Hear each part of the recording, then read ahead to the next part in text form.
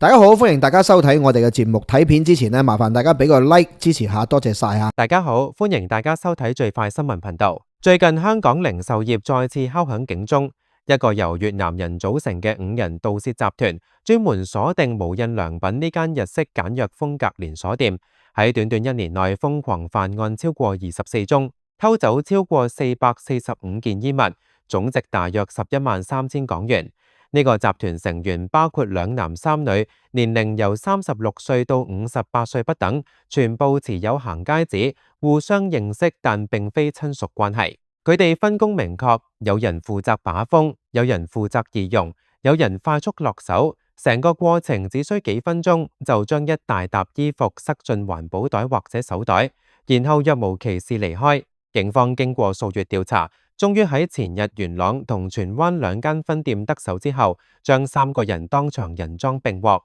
琴日再拘捕另外2人，合共5人落網，其中3個人已經被暫控盜竊罪，聽日將會喺九龍城裁判法院提堂，其餘人繼續扣留調查。油尖警區刑事總督察陳志華同重案組第3隊高級督察衛俊圖親自交代呢宗備受關注嘅案件。呢個集團嘅作案手法相當專業同有組織性，佢哋通常選擇店鋪繁忙時段，人流多，職員忙於招呼顧客嘅時候落手。成員會戴上假髮、口罩、帽子同平光眼鏡，改變外貌以避開閉路電視辨識。每次派2至3人行動，有人把風，有人迅速將貨品掃入袋中，動作乾淨利落，完全避開有防盜裝置嘅區域。無印良品一向以簡約設計同親民價格見稱，但貨物擺放相對開放，盤點間隔較長，例如每週1次，給予竊賊可乘之機。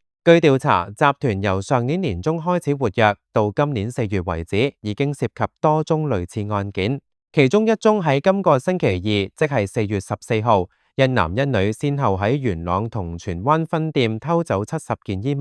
全部仍然貼有價錢牌，之後交俾旺角劏房嘅1名女成員儲存。探員及時截停3個人喺劏房內起回全部贓物，同時檢獲多個用嚟運貨嘅手袋、環保袋同紙袋。集團成員會將贓物存放喺旺角或者深水埗嘅劏房單位，1至2日內就全數運走，目的係逃避追查。警方正深入調查呢啲貨品最終流向，究竟係本地轉賣定係出口外地逃離。從更廣闊嘅視角睇，呢類跨境盜竊集團並非香港獨有現象。早幾年，香港已經有越南人組成嘅假難民背景盜竊團伙，專門針對連鎖服裝店，1年內偷走超過12萬蚊貨品，2名骨幹成員最終落網。類似模式亦都出現喺新加坡。2018年，一個越南婦女帶領團伙從 Uniqlo 等店鋪偷走超過1400件貨品，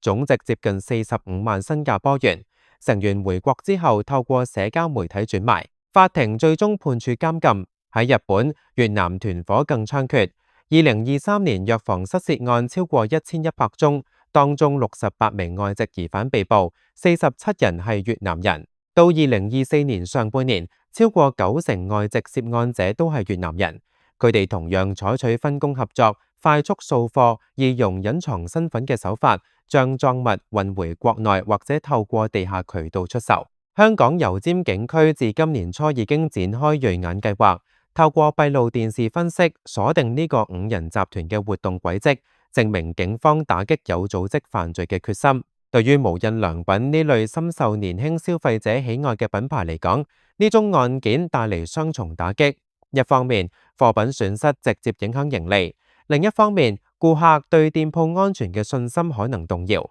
無印良品一向強調簡約自然嘅生活哲學，貨架開放式陳列本是為顧客提供舒適購物體驗，卻不幸成為竊賊嘅目標。警方已經呼籲各零售商加強防盜設備，例如加裝防盜閘門、防盜磁碟，增派便衣保安，同時鼓勵員工保持高度警覺，發現可疑行為即時通報。根據香港法例第210章盜竊罪條例，盜竊罪最高可判監10年，而處理贓物罪最高可判監14年。呢一次5人集團被捕，相信會對同類犯罪分子起到阻嚇作用。更值得關注嘅係，呢類案件嘅上升趨勢同亞洲區內嘅跨境犯罪網絡有關。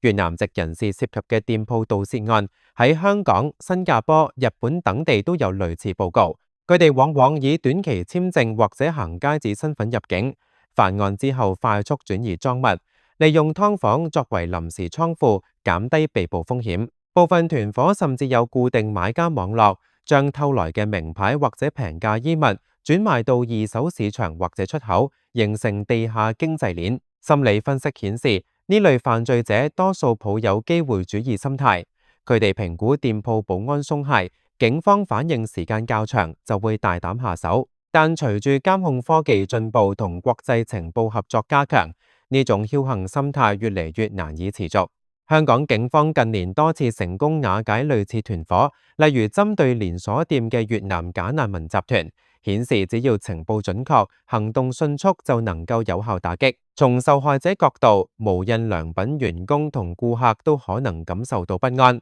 店鋪繁忙時段本應係生意高峰，卻成為犯罪溫床。顧客挑選心儀衣物嘅時候，若果發現貨架突然空缺，或者會質疑店鋪管理。員工每日面對大量人流，難免出現疏忽。但呢次案件提醒大家，防盜係全店上下共同責任。警方建議零售業界檢討現有措施，例如縮短盤點間隔、加強貨品追蹤系統、培訓員工識別易容手法。同時，公眾亦都應提高警覺，若果見到有人快速掃貨或者行為鬼鼠，應即時通知職員或者報警。呢種案件亦都反映出香港作為國際城市，喺吸引遊客同外來人士嘅同時，需面對跨境犯罪嘅挑戰。越南團夥選擇無印良品下手，或者因為品牌貨品易於轉賣，款式簡約、顏色中性，無論本地或者外地市場都有需求。集團成員年齡跨度大，由中年到接近退休年紀，顯示犯罪並非年輕人專利。部分人可能因為經濟困境或者不良習慣而走上歪路。心理學家指出，長期從事團夥犯罪者容易形成去個性化心態，覺得自己只係團隊一份子，責任分散，從而忽略後果。但法律面前，每個參與者都需承擔責任。呢次5人全部落網，相信法庭審訊嘅時候會詳細審視每人角色同犯案次數，作出公平判決。總括而言，呢個越南5人盜竊集團攻陷無印良品嘅事件，暴露咗零售業防盜嘅薄弱環節，亦都凸顯警方打擊有組織犯罪嘅成效。從1年內24宗案件，超過445件衣物被偷，到最終5人落網。過程顯示情報主導同科技輔助嘅重要性，希望業界吸取教訓，加強保安措施，